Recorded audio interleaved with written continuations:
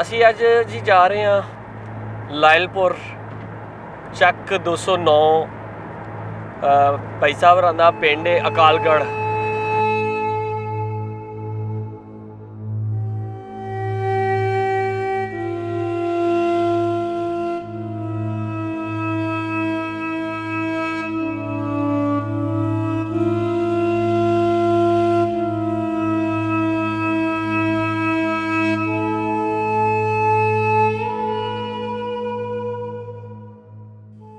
ਆ ਟਾਈਮ ਨੂੰ ਬਹੁਤ ਚਿਰ ਦੇ ਅਸੀਂ ਉਡੀਕਦੇ ਸੀ। ਮਨ ਭਾਵੁਕ ਹੋਇਆ ਕਿਉਂਕਿ ਇੱਥੇ ਬਜ਼ੁਰਗ ਜੰਮੇ ਪਲੇ ਵੱਡੇ ਹੋਏ। ਇਸ ਮਿੱਟੀ ਨਾਲ ਸਾਡਾ ਇੰਨਾ ਲਗਾਓ, ਕਿਉਂਕਿ ਜਦੋਂ ਉਹ ਗਏ ਉਹਨਾਂ ਨੂੰ ਇਹ ਨਹੀਂ ਸੀ ਪਤਾ ਵੀ ਮੁੜ ਕੇ ਅਸੀਂ ਇੱਥੇ ਦਰਸ਼ਨ ਨਹੀਂ ਕਰਨੇ।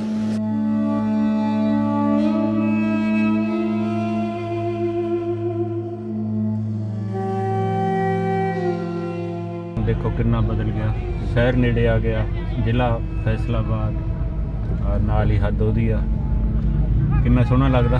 ਅੱਜ ਰੰਗ ਭਾਗ ਲੱਗੇ ਨੇ ਉਸ ਨਗਰ ਨੂੰ ਜਿੱਥੇ ਸਾਡੇ ਬਜ਼ੁਰਗ ਰਹਿੰਦੇ ਹੁੰਦੇ ਸੀ।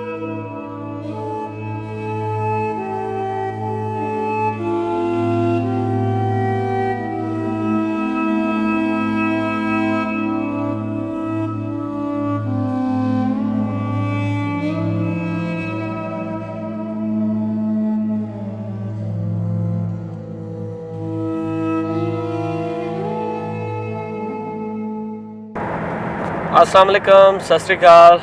मैं हाँ विकास हैदर और तुसी देख रहे हो पंजाबी लहर। असी अज जी जा रहे हैं लायलपुर ਚੱਕ 209 भाई साहब होरां दा पिंड है अकालगढ़। तो जगदेव सिंह गिरेवाल अमेरिका तो आए ने जी अपना पिंड देखण। तो इन्हां दे पिंड असी इन्हां नूं लैके जा रहे हैं। असी आए सन इत्थे यात्रा ते गुरपुरब चल रहा सी, उहदी सैलीब्रेशन हो रही सी, ते उहदे करके ये पहुंचे सन पाकिस्तान। ते इन्हां ने इजहार किया कि इन्हां ने अपने जिहड़े फोरफादर्स दा पिंड जिहड़ा है वो वेखना है। तो हुण असी तकरीबन बिल्कुल 15 तो 20 किलोमीटर की दूरी ते हाँ अकालगढ़ तो।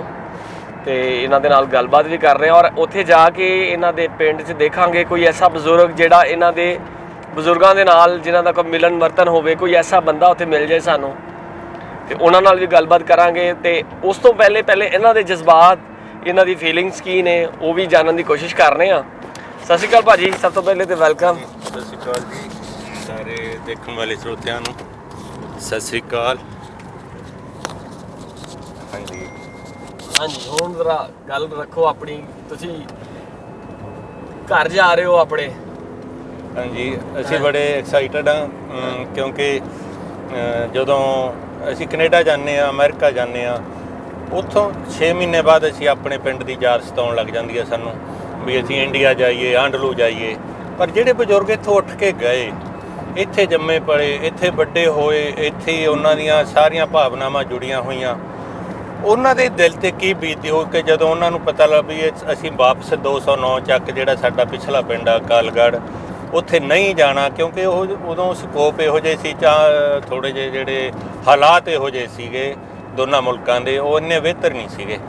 ਉਹਦੇ ਕਰਕੇ ਉਹਨਾਂ ਨੂੰ ਉਮੀਦ ਹੀ ਛੱਡ ਚੁੱਕੇ ਸੀ। ਉਹ ਹਰ ਟਾਈਮ ਸਾਨੂੰ ਉਹ ਬਾਹਾਂ ਖੜੀਆਂ ਕਰ ਕਰਕੇ ਇੱਧਰ ਨੂੰ 209 ਚੱਕ ਇੱਧਰ ਵਾ, ਤੁਸੀਂ ਜਦੋਂ ਸਮਾਂ ਲੱਗਿਆ ਤੁਸੀਂ ਜ਼ਰੂਰ ਜਾਇਓ, ਅਸੀਂ ਤਾਂ ਨਹੀਂ ਜਾ ਸਕਣਾ। ਕਿਉਂਕਿ ਉਹ ਬਿਲਕਦੇ ਸੀ, ਉਹ ਰੋਂਦੇ ਸੀ, ਕਹਿੰਦੇ ਸੀਗੇ ਵੀ ਅਸੀਂ ਇੱਕ ਵਾਰ ਸਾਨੂੰ ਚਾਂਸ ਮਿਲ ਜੇ ਉੱਥੇ ਜਾਣ ਦਾ। ਪਰ ਪਰਮਾਤਮਾ ਨੂੰ ਹੋਰ ਮਨਜ਼ੂਰ ਸੀ। ਉਸ ਸਮੇਂ ਤੋਂ ਪਹਿਲਾਂ ਮੇਰੇ ਬਜ਼ੁਰਗ ਚਲੇ ਗਏ। ਮੇਰੇ ਦਾਦਾ ਜੀ ਦਾ ਨਾਮ ਸਰਦਾਰ ਸਮਨ ਸਿੰਘ ਜੀ, ਮੇਰੇ ਪਿਤਾ ਜੀ ਦਾ ਨਾਮ ਸਰਦਾਰ ਮਹਿੰਦਰ ਸਿੰਘ ਜੀ, ਉਹ ਦੋਨੇ ਹੀ ਚਲੇ ਗਏ। ਇਹੀ ਸਾਨੂੰ ਉਹ ਸੰਦੇਸ਼ਾ ਦੇ ਕੇ ਗਏ ਨੇ ਕਿ ਅਸੀਂ ਤਾਂ ਨਹੀਂ ਜਾ ਸਕੇ। ਅਗਰ ਸਮਾਂ ਬਣਿਆ ਤੁਸੀਂ ਨਨਕਾਣਾ ਸਾਹਿਬ ਦੇ ਦਰਸ਼ਨ ਕਰਕੇ ਆਪਣੇ ਪਿੰਡ ਨੂੰ ਸਜਦਾ ਜ਼ਰੂਰ ਕਰਕੇ ਆਉਣਾ। ਅਸੀਂ ਉਹੀ ਭਾਵਨਾਵਾਂ ਲੈ ਕੇ ਅੱਜ ਵਿਕਾਸ ਜੀ ਮੈਨੂੰ ਮਿਲੇ, ਇਹ ਪੰਜਾਬੀ ਲਹਿਰ ਤੋਂ ਨੇ। ਇਹ ਬੜੇ ਵਧੀਆ ਬੰਦੇ ਨੇ, ਇਹਨਾਂ ਨੇ ਸਾਨੂੰ ਬੜਾ ਹੌਸਲਾ ਦਿੱਤਾ। ਅਸੀਂ ਜਦੋਂ ਇੰਡੀਆ ਸੀ, ਜਦੋਂ ਸਾਨੂੰ ਅਮਰੀਕਾ ਦੇ ਵਿੱਚ ਵੀਜ਼ਾ ਮਿਲਿਆ, ਫਿਰ ਅਸੀਂ ਇੰਡੀਆ ਆਏ, ਅਸੀਂ ਇਹਨਾਂ ਨਾਲ ਰਾਬਤਾ ਕੀਤਾ ਤਾਂ ਇਹਨਾਂ ਨੂੰ ਅਸੀਂ ਦੱਸਿਆ ਵੀ ਸਾਡੀ ਆਹ ਖੁਆਇਸ਼ ਆ, ਅਸੀਂ ਜਾਣਾ ਹੈਗਾ। ਇਹਨਾਂ ਨੇ ਸਾਨੂੰ ਬੜਾ ਹੌਸਲਾ ਦਿੱਤਾ। ਇਹ ਕਹਿੰਦੇ ਤੁਸੀਂ ਇੱਕ ਵਾਰ ਆਓ, ਜਿਹੜੀ ਚੀਜ਼ ਵੀ ਕਹੋਗੇ ਉਹੀ ਚੀਜ਼ ਦਿਖਾਵਾਂਗੇ, ਜਿੱਥੇ ਵੀ ਕਹੋਗੇ ਉੱਥੇ ਲੈ ਕੇ ਜਾਵਾਂਗੇ। परसों इन्होंने सानू बॉर्डर तो चक्या। उस तो बाद असी लाहौर आए, लाहौर इन्होंने वधिया होटल 'च ठहराया सानू। फिर उस तो बाद कल ननकाना साहब के दर्शन किए।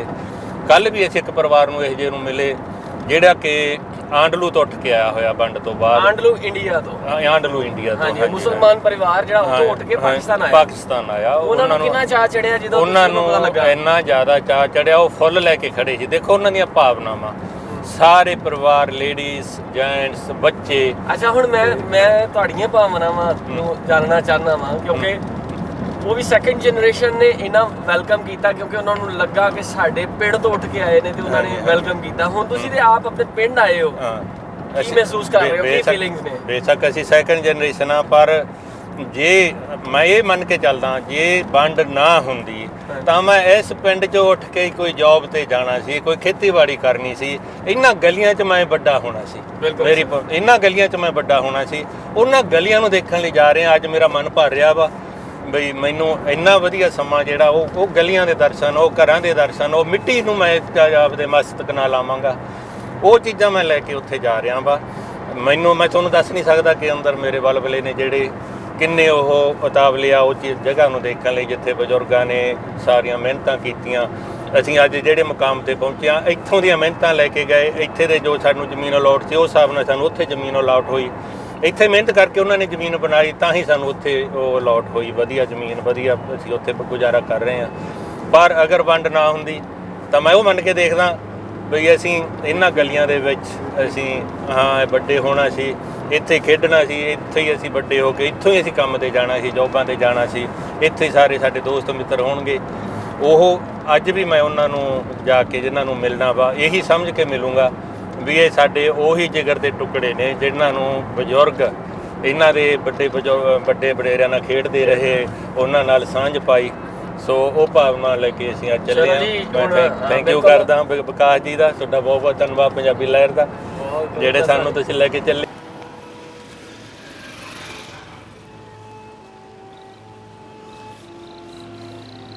ਹਾਂਜੀ, ਆਹ ਟਾਈਮ ਨੂੰ ਬਹੁਤ ਚਿਰ ਦੇ ਅਸੀਂ ਉਡੀਕਦੇ ਸੀ। ਮਨ ਭਾਵੁਕ ਹੋਇਆ ਕਿਉਂਕਿ ਇੱਥੇ ਬਜ਼ੁਰਗ ਜੰਮੇ ਪਲੇ, ਵੱਡੇ ਹੋਏ। ਇਸ ਮਿੱਟੀ ਨਾਲ ਸਾਡਾ ਇੰਨਾ ਲਗਾਓ, ਕਿਉਂਕਿ ਜਦੋਂ ਉਹ ਗਏ ਉਹਨਾਂ ਨੂੰ ਇਹ ਨਹੀਂ ਸੀ ਪਤਾ ਵੀ ਮੁੜ ਕੇ ਅਸੀਂ ਇੱਥੇ ਦਰਸ਼ਨ ਨਹੀਂ ਕਰਨੇ, ਸਾਡੇ ਬੱਚਿਆਂ ਨੇ ਕਿਸੇ ਟਾਈਮ ਕਰਨਗੇ। ਸਾਨੂੰ ਜਾਂਦੇ ਹੋਏ ਕਹਿ ਕੇ ਗਏ ਸੀ ਕਿ ਅਸੀਂ ਤਾਂ ਨਹੀਂ ਦੇਖ ਸਕਣਾ, ਜੇ ਸਮਾਂ ਲੱਗਿਆ ਤੁਸੀਂ ਜ਼ਰੂਰ 209 ਚੱਕ ਜਾ ਕੇ ਆਇਓ। ਮਾਲਕ ਨੇ ਸਾਨੂੰ ਸਮਾਂ ਬਖਸ਼ਿਆ। ਇਹਨਾਂ ਪੈੜੀਆਂ ਦੇ ਵਿੱਚ ਹੀ ਉਹ ਖੇਤੀਆਂ ਕੀਤੀਆਂ ਉਹਨਾਂ ਨੇ। ਮੈਂ ਉਹ ਦੇਖ ਰਿਹਾ ਸੀ ਕੱਸੀ ਪਿੱਛੇ, ਜਿਹਨੂੰ ਆਪਾਂ ਕਨਾਲ ਨਹਿਰ ਵੀ ਕਹਿ ਦਿੰਦੇ ਹਾਂ, ਪਾਣੀ ਵਗ ਰਿਹਾ ਉਹਦੇ ਵਿੱਚ। ਮਾਤਾ ਸਾਨੂੰ ਕਹਿੰਦੀ ਹੁੰਦੀ ਸੀ ਕਿ ਉੱਥੋਂ ਅਸੀਂ ਪਾਣੀ ਭਰ ਕੇ ਲਿਆਉਂਦੇ ਹੁੰਦੇ ਸੀ, ਕਿਉਂਕਿ ਜਿਹੜਾ ਅੰਦਰੋਂ ਥੱਲਿਓਂ ਪਾਣੀ ਨਿਕਲਦਾ ਸੀ ਉਹ ਇੰਨਾ ਵਧੀਆ ਨਹੀਂ ਸੀ, ਉਹਦੇ ਵਿੱਚ ਦਾਲ ਰਹਿੰਦੇ ਹੁੰਦੇ ਸੀ। ਉਹ ਕੱਸੀ ਮੈਂ ਉਹਦੇ ਵੀ ਦਰਸ਼ਨ ਕੀਤੇ। ਆਹ ਸਾਡਾ ਨਗਰ ਆ, ਬਜ਼ੁਰਗਾਂ ਦਾ ਨਗਰ। ਅਗਰ ਅਸੀਂ ਵੰਡ ਨਾ ਹੋਈ ਹੁੰਦੀ, ਇਹਨਾਂ ਸੜਕਾਂ 'ਤੇ ਹੀ ਅਸੀਂ ਜੋਬ ਨੂੰ ਜਾਇਆ ਕਰਨਾ ਸੀ, ਇਹਨਾਂ ਗਲੀਆਂ ਦੇ ਵਿੱਚ ਹੀ ਅਸੀਂ ਖੇਡ ਕੇ ਵੱਡੇ ਹੋਣਾ ਸੀ। ਪਰ ਵੰਡ ਨੇ ਸਾਨੂੰ ਉੱਧਰ ਭੇਜ ਦਿੱਤਾ ਜਿੱਥੇ ਜਿੱਥੇ ਅਨਜਲ ਮਾਲਕ ਨੇ ਲਿਖਿਆ। ਪਰ ਇਸ ਨਗਰ ਦਾ ਸਾਡਾ ਜਿੰਨਾ ਅਨਜਲ ਸੀ, ਬਜ਼ੁਰਗ ਖਤਮ ਕਰਕੇ ਚਲੇ ਗਏ। ਅੱਜ ਮੈਨੂੰ ਫੇਰ ਨਸੀਬ ਹੋਣਾ ਇੱਥੇ ਦਾ ਜਲ ਪਾਣੀ ਵੀ ਪੀਊਂਗਾ, ਇੱਥੇ ਸਾਰਾ ਕੁਛ। ਸੋ ਬਹੁਤ ਭਾਵੁਕ ਆ ਮਨ, ਬਹੁਤ ਹੀ ਉਤਸੁਕ ਹਾਂ ਅਸੀਂ ਦੇਖਣ ਲਈ। ਧੰਨਵਾਦ ਕਰਦਾ ਪੰਜਾਬੀ ਲਹਿਰ ਦਾ, ਜਿਨ੍ਹਾਂ ਨੇ ਇਹ ਮੌਕਾ ਬਖਸ਼ਿਆ, ਮੈਨੂੰ ਹੌਸਲਾ ਦਿੱਤਾ ਕਿ ਆਓ ਤੁਹਾਨੂੰ ਅਸੀਂ ਸਾਰਾ ਕੁਝ ਦਿਖਾਵਾਂਗੇ। ਆਓ ਜੀ ਚੱਲੀਏ ਨਗਰ 'ਚ। ਬਹੁਤ ਧੰਨਵਾਦ।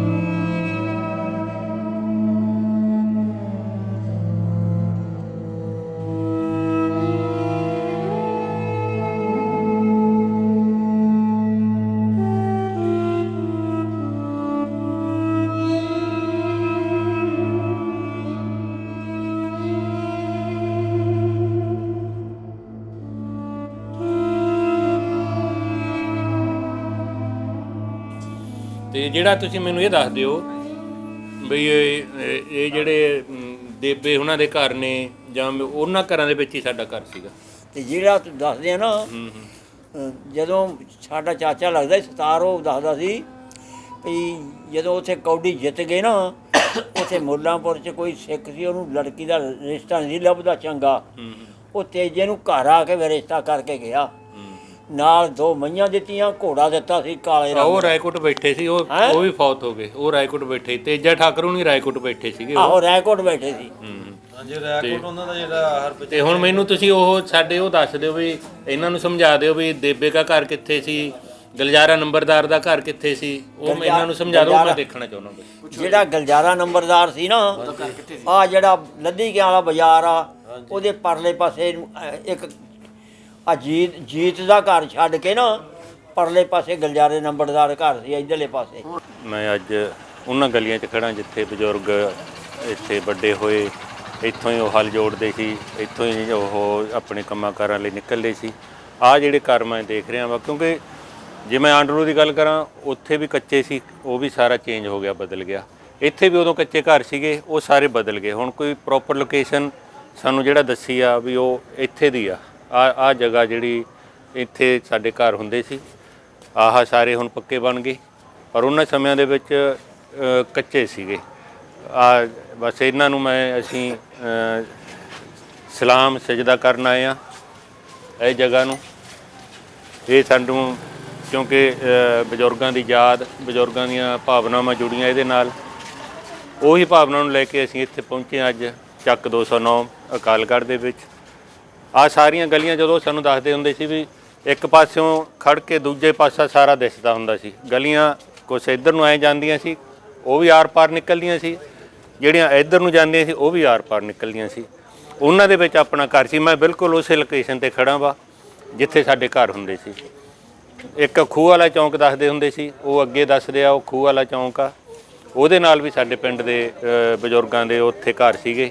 ਤਕਰੀਬਨ ਇੱਥੋਂ 30-40 ਪਰਿਵਾਰ ਸਾਡੇ ਇੱਥੋਂ ਉੱਠ ਕੇ ਉੱਧਰ ਗਏ ਨੇ। ਉਹ ਸਾਡੇ ਅਸੀਂ ਇੱਕੋ ਪਿੰਡ ਦੇ ਵਿੱਚ ਉੱਥੇ ਵਸੇ ਹੋਏ ਆ, ਪਿੰਡ ਆਂਡਲੂ ਦੇ ਵਿੱਚ, ਜ਼ਿਲ੍ਹਾ ਲੁਧਿਆਣਾ। ਉਹ ਜਿੰਨੇ ਪਰਿਵਾਰ ਇੱਥੋਂ ਉੱਠ ਕੇ ਗਿਆ, ਉਵੇਂ ਹੀ ਸਾਡਾ ਭਾਈਚਾਰਾ ਉੱਥੇ ਬਣਿਆ ਹੋਇਆ। ਜੇ ਵੰਡ ਨਾ ਹੁੰਦੀ ਤਾਂ ਅੱਜ ਤੁਸੀਂ ਜਿੰਨੇ ਖੜੇ ਹੋ ਮੇਰੇ ਦੋਸਤ ਹੁੰਦੇ, ਮੇਰੇ ਮਿੱਤਰ ਹੁੰਦੇ, ਮੇਰੇ ਨਾਲ ਪੜ੍ਹਦੇ ਹੁੰਦਾ, ਕੋਈ ਮੇਰੇ ਨਾਲ ਖੇਡਦਾ ਹੁੰਦਾ, ਪਰ ਉਹ ਗੱਲਾਂ ਮਾਲਕ ਨੂੰ ਮਨਜ਼ੂਰ ਨੇ, ਉਹ ਨਹੀਂ ਹੋ ਸਕੀਆਂ। ਅੱਜ ਮੈਂ ਤੁਹਾਡੇ ਸਾਰਿਆਂ ਦੇ ਦਰਸ਼ਨ ਕਰਨ ਆਇਆ, ਤੁਸੀਂ ਸਾਰੇ ਖੜੇ ਹੋ, ਭੈਣਾਂ ਖੜੀਆਂ ਨੇ, ਸਾਰੇ ਮੇਰੇ ਵੀਰ ਖੜੇ ਨੇ, ਤੁਹਾਨੂੰ ਸਾਰਿਆਂ ਨੂੰ ਦੁਆ ਸਲਾਮ ਕਰਦਾ, ਸਤਿ ਸ੍ਰੀ ਅਕਾਲ ਬੁਲਾਉਣਾ, ਵਾਹਿਗੁਰੂ ਜੀ ਕਾ ਖਾਲਸਾ ਵਾਹਿਗੁਰੂ ਜੀ ਕੀ ਫਤਿਹ ਬੁਲਾਉਣਾ, ਇਹ ਕਬੂਲ ਕਰਨੀ। ਇੰਨਾ ਕੁ ਪਿਆਰ ਲੈ ਕੇ ਅਸੀਂ ਇੰਡੀਆ ਤੋਂ ਆਏ ਹਾਂ ਵੀ ਆਪਣਾ ਉਹ ਘਰ ਦੇਖ ਸਕੀਏ। ਮੈਂ ਧੰਨਵਾਦ ਕਰਦਾ ਸਾਡੇ ਵਿਕਾਸ ਜੀ ਦਾ, ਪੰਜਾਬੀ ਲਹਿਰ ਵਾਲਿਆਂ ਦਾ। ਇਹ ਮੇਰੇ ਨਾਲ ਆਏ, ਦੇਖੋ ਰਾਤ ਹੋਈ ਆ, ਕਿਉਂਕਿ ਅਸੀਂ ਪਹਿਲਾਂ ਪੰਜਾ ਸਾਹਿਬ ਚਲੇ ਗਏ, ਉੱਥੋਂ ਵਾਪਸ ਆਏ ਹਾਂ ਮੁੜ ਕੇ, ਤੇ ਨਹੀਂ ਦਿਨੇ ਆਉਂਦੇ ਫਿਰ ਹੋਰ ਵੀ ਵਧੀਆ ਹੁੰਦਾ। ਸੋ ਇੰਨੀ ਕੀ ਸਾਡੀ ਹਾਜ਼ਰੀ ਪ੍ਰਵਾਨ ਕਰੇ ਸਾਡਾ ਨਗਰ। ਮੈਂ ਫਿਰ ਇਸ ਨਗਰ ਨੂੰ ਚੌਕ ਕੇ ਸਲਾਮ ਕਰਦਾ ਜਿੱਥੇ ਸਾਡੇ ਬਜ਼ੁਰਗ ਰਹੇ ਨੇ। ਵਾਹਿਗੁਰੂ ਜੀ ਕਾ ਖਾਲਸਾ ਵਾਹਿਗੁਰੂ ਜੀ ਕੀ ਫਤਿਹ। ਸਤਿ ਸ੍ਰੀ ਅਕਾਲ ਸਾਰਿਆਂ ਨੂੰ, ਸਲਾਮ ਅਲੈਕੁਮ।